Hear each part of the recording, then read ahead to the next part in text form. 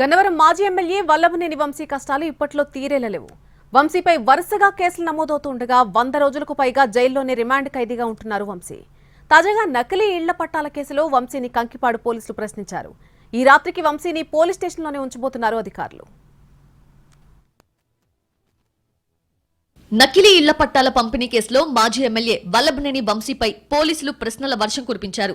2019 ఎన్నికల సమయంలో జరిగిన ఈ ఘటనకు సంబంధించి వంశీని అరెస్టు చేసిన పోలీసులు 2 రోజుల పాటు కస్టడీకి తీసుకుని విచారించడానికి న్యాయస్థానం అనుమతిచ్చింది. దీంతో కంకిపాడు పోలీస్ స్టేషన్ కి తీసుకెళ్లి వంశీని ప్రశ్నించారు పోలీసులు. బాపులపాడు నకిలీ ఇళ్ల పట్టాల కేసులో మాజీ ఎమ్మెల్యే వల్లభనేని వంశీని పోలీసులు కస్టడీకి తీసుకున్నారు. విజయవాడ సబ్ జైలు నుంచి వంశీని ప్రభుత్వాసుపత్రికి తరలించి వైద్య పరీక్షలు నిర్వహించి నేరుగా కంకిపాడు పోలీస్ స్టేషన్ కి తరలించారు.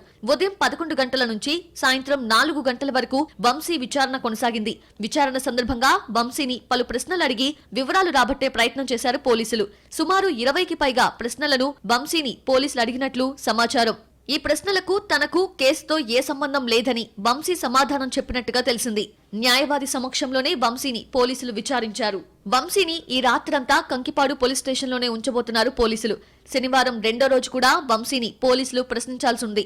దీంతో శుక్రవారం రాత్రికి వంశీని అదే పోలీస్ స్టేషన్లో ఉంచే అవకాశాలు ఉన్నాయి. విచారణ సందర్భంగా నకిలీ పట్టాలను ఎక్కడ తయారు చేశారు, ఎవరు తయారు చేశారు అనే విషయాలను వంశీని పోలీసులు అడిగారు.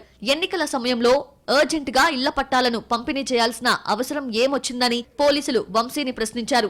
నకిలీ పట్టాల తయారీలో ఇంకా ఎవరెవరు సహకరించారు, అధికారుల సహకారమెంత అనే విషయాలను కూడా వంశీని అడిగినట్టు సమాచారం. నకిలీ ఇళ్ల పట్టాలతో తనకు సంబంధం లేదని వంశీ సమాధానం చెప్పినట్టు తెలిసింది.